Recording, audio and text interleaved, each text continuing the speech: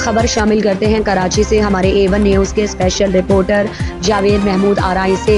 Town chairman Korangi Naeem Sheikh और chairman UC 8 Ahmad रजा ने UC 8 में जामिया मस्जिद जलालुद्दीन से गुलशन मदीना कानूनी और अतराफ की सड़कों का इफ्तिताह कर दिया।